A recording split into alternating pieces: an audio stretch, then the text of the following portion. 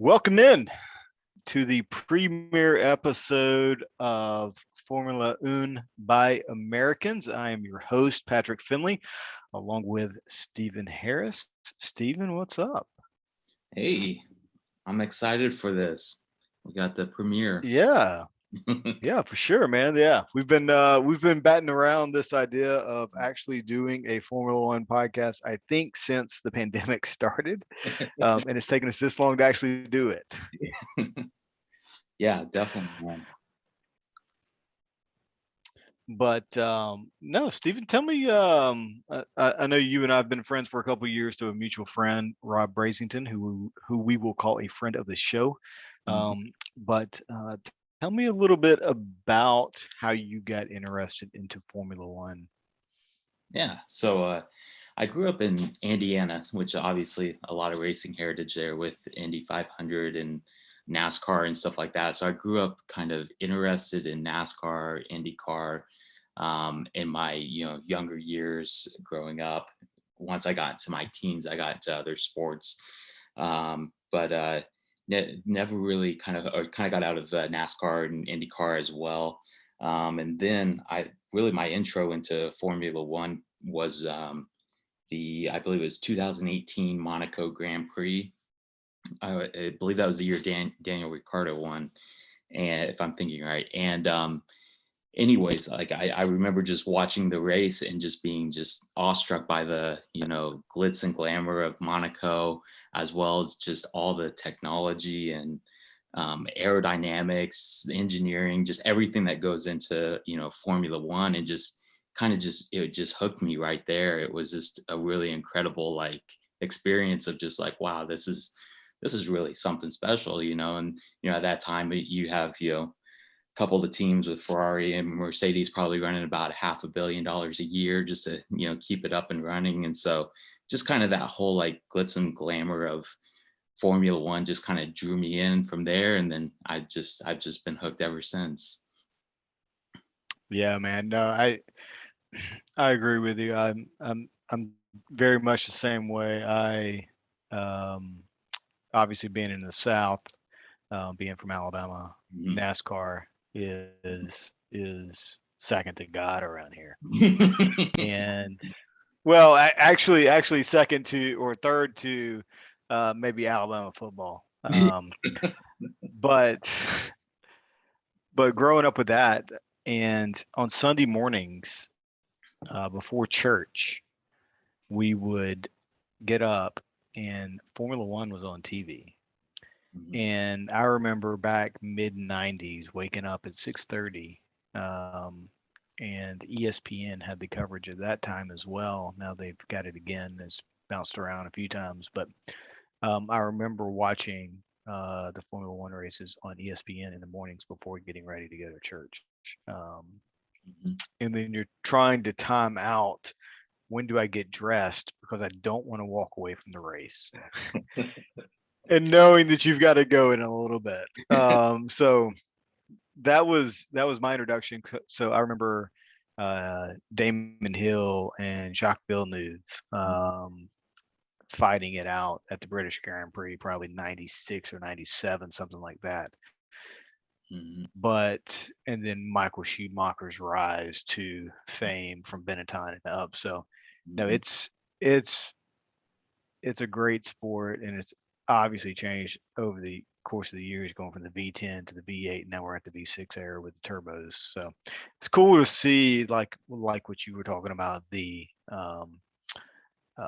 engineering aspect of it as well, and how much of that stuff actually trickles down into what we're driving today on the roads. Yeah, So yeah, no, totally agree with that. yeah, definitely.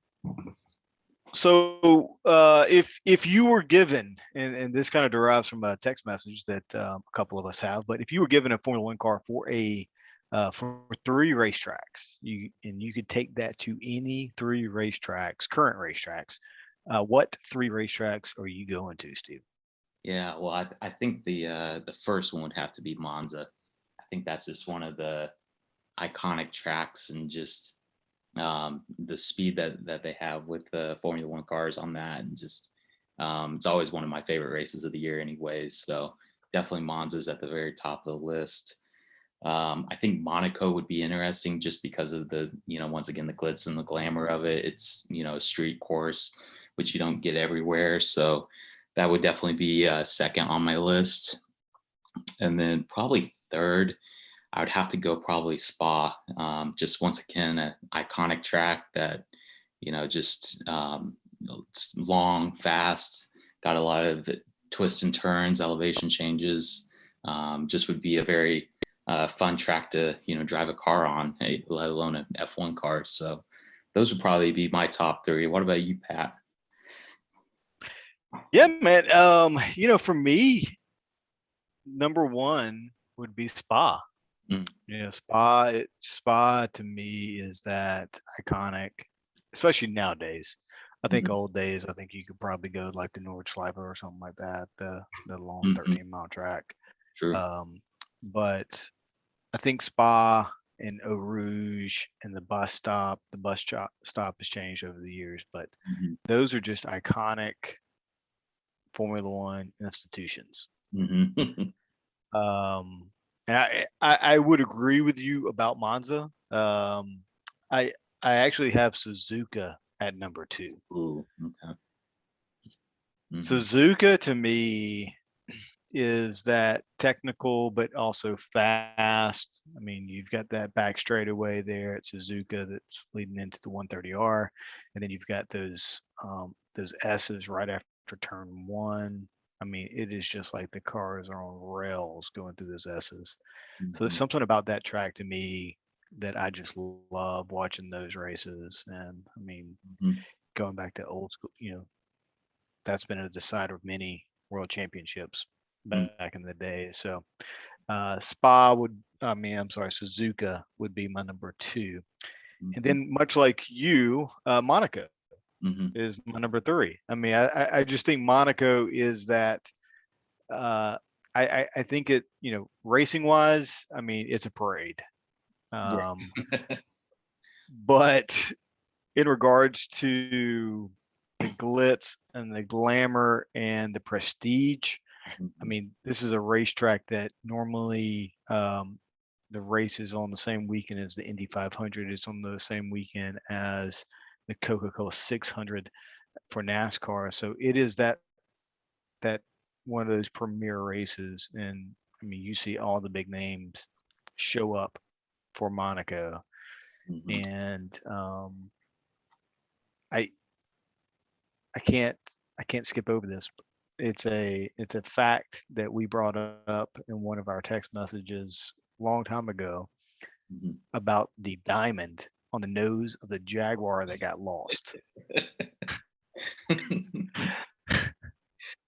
Yes. I mean, if the listeners don't know this story, please Google this story. But Jaguar did a promotion. I want to say it was with James Bond, right?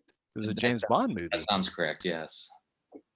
And on one of the Jaguars, they had a $1 million diamond embedded into the nose cone at Monaco.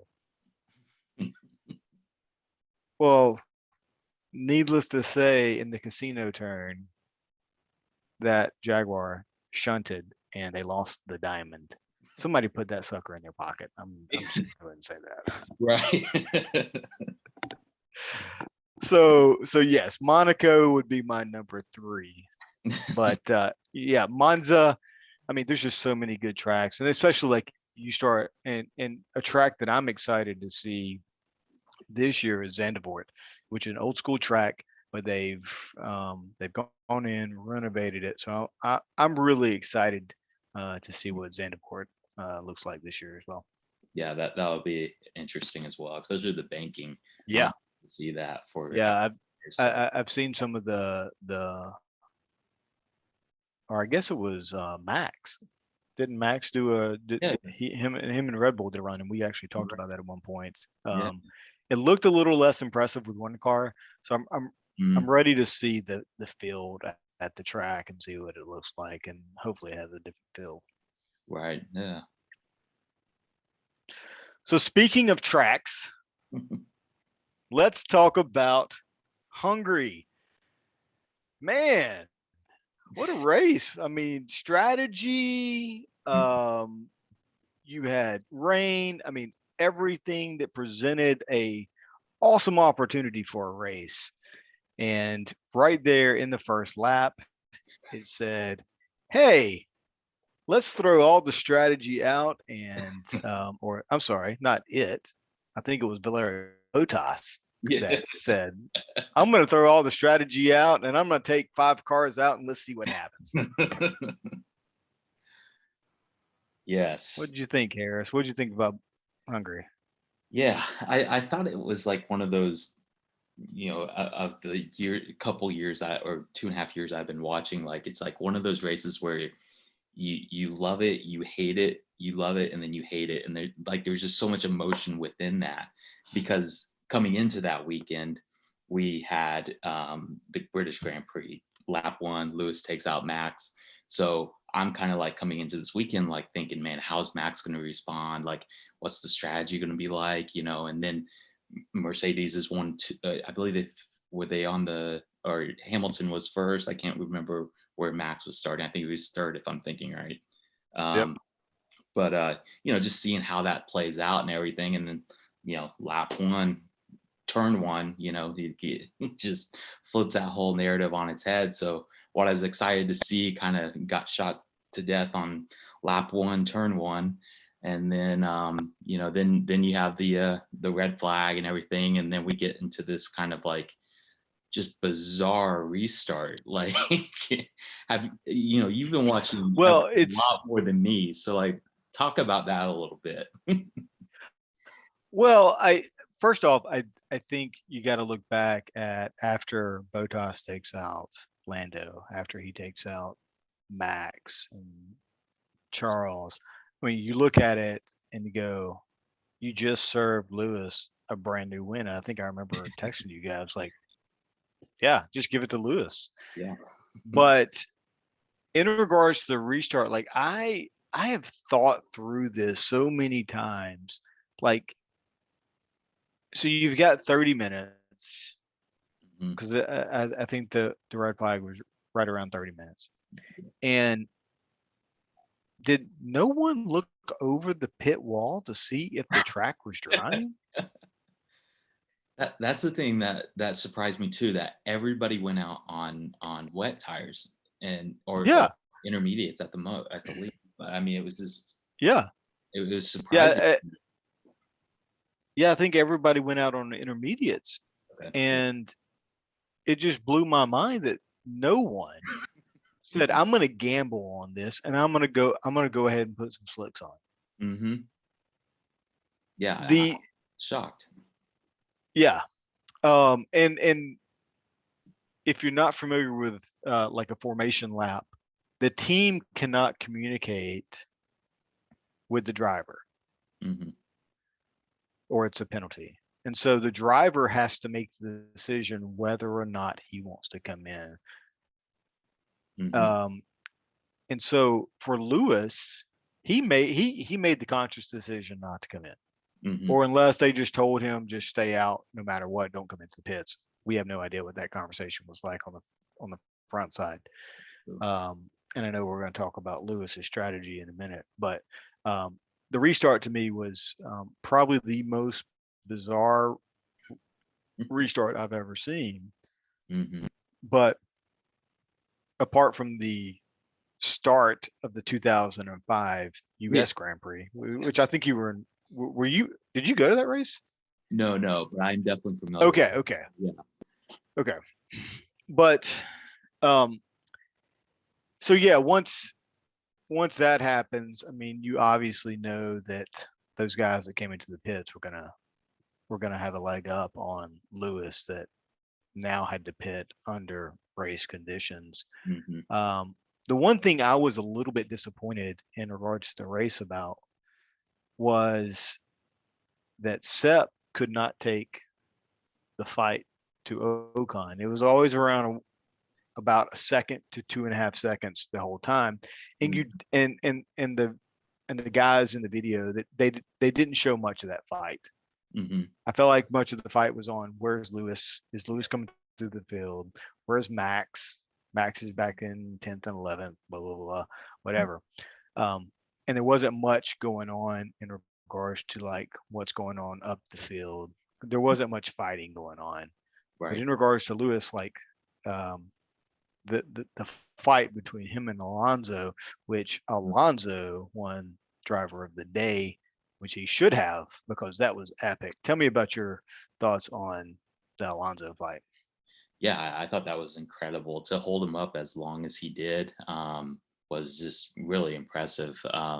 You just see the driving skill that Alonso has to position the car in the right spots, to know where Lewis is trying to, overtake you, whether he's going wide in this corner or, whatever the case may be. It was just the skill level of knowing where to put that car and to keep Lewis behind you for 10 to 12 laps. I mean, it really won the race for his teammate ultimately, and which I think is just, really impressive display of driving and defensive driving, especially having the slower car ultimately.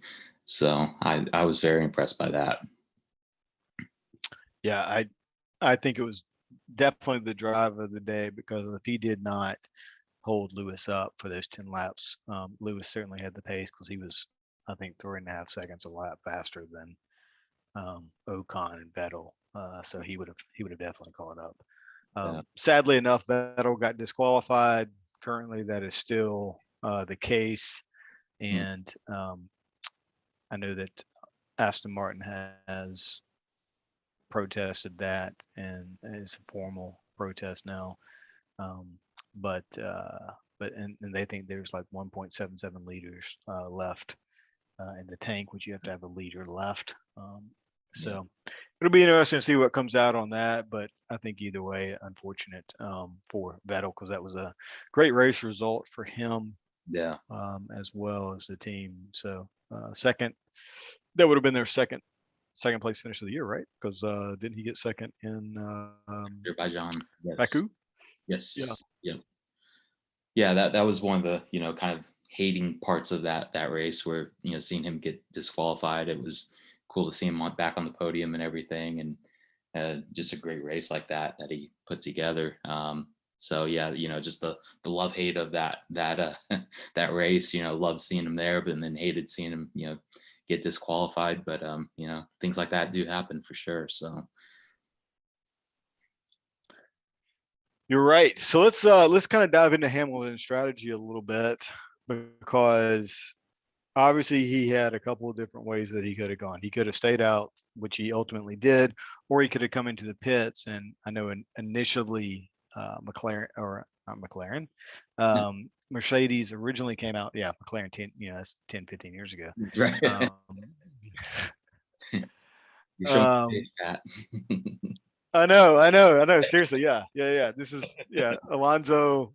You think of Alonso and Hamilton, so you think about that. I think 2006, 2007 Yeah. Hungary Grand Prix, where Alonso was like, "You're not going to get your lap in. No, I'm not doing this. I'm not moving." Right.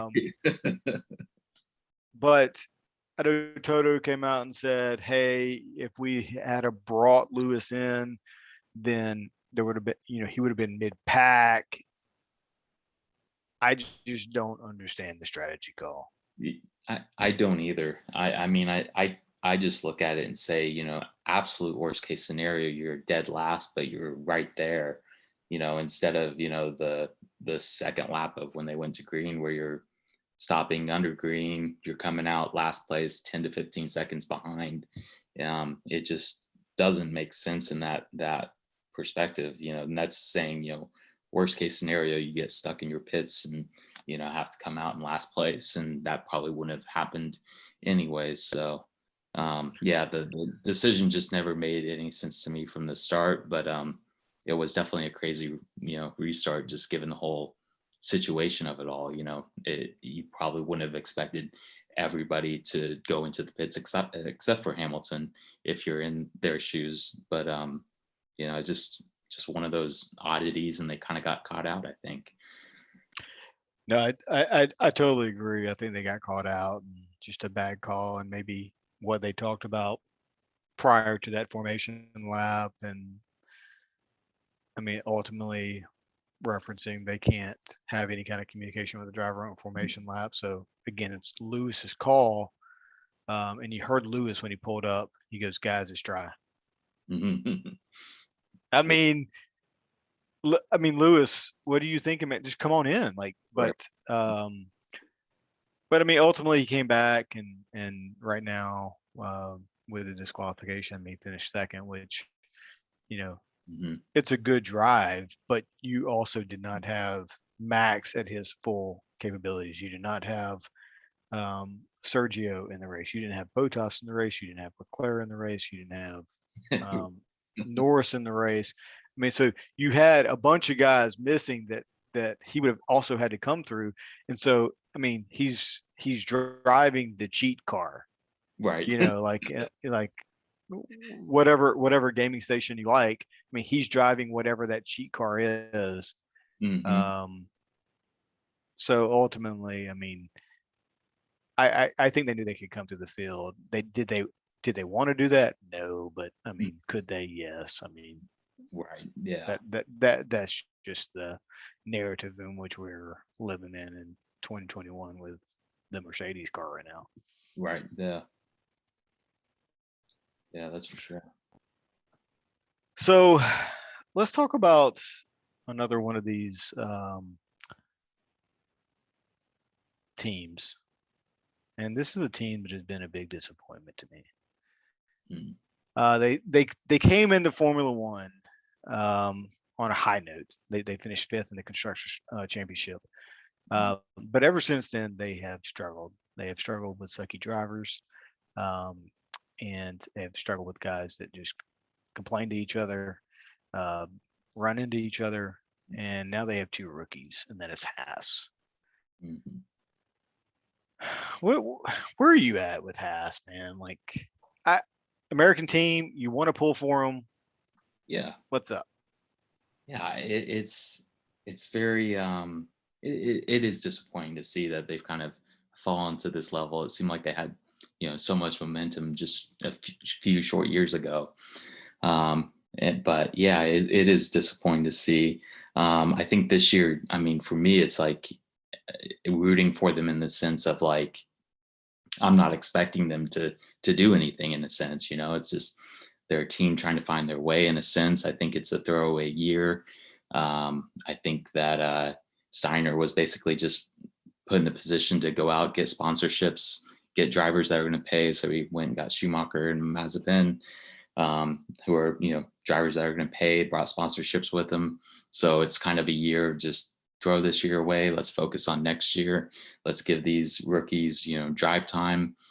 And now I'm seeing where Steiner's upset that they're wrecking all these cars, but it's like you have a bad car, you have rookie drivers. It's just a mess that just compounds itself, I guess, in a sense, just with all these different factors that go into it. And so it's just not been a fun year. Hopefully they are onto something for next season, but we'll see at this point. Yeah, no, couldn't agree with you more. I'm also in the same boat. I think Schumacher's probably there a little bit more on talent than I Mazepin. Mazepin, his daddy bought him the seat, and they're racing under the colors of his dad's company. also So flag. yeah, also the Russian flag, which Yeah. apparently is illegal. Um, whatever. But no, I agree. It's been I think I think they knew what they were getting when they got Mazepin. Mhm. And if they say any different, then that's shame on them. Mhm.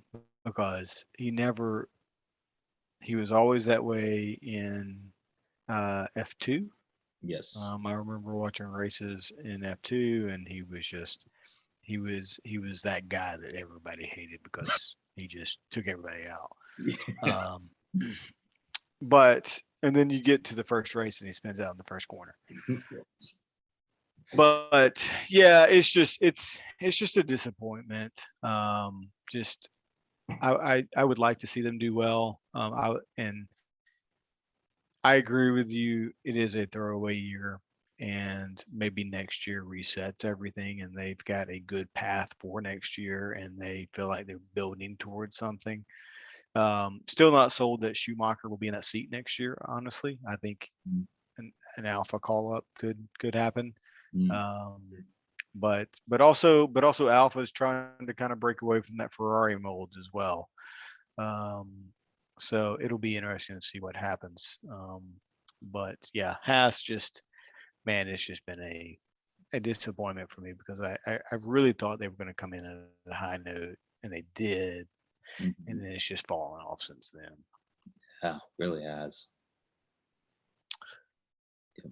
So just to kind of finish this up here, we've got one little extra little throw in that we're going to put in, and that is Harris and I watched the Indy race from Nashville, and Paul Tracy said, "This is the Monaco of IndyCar." uh, Harris, give me your thoughts on the Monaco of IndyCar. oh my goodness. I mean, that's just the opposite comparison that you can get. I love Nashville, but that's far from glitz and glamour. But of Monaco, yeah, that was Caution City Grand Prix. I couldn't believe how many cautions there were in that race, and man, I've loved this season of IndyCar. It's been a great year. A lot of young drivers competing with some of the old guys, and you got Marcus Ericsson in the mix. You know, former F1 driver. I think he's fifth in the standings now, and Yeah. ended up winning that race. You know, so it's just been really fun to watch this year and see, you know, just the talent the sport has, and it's really going in a good direction.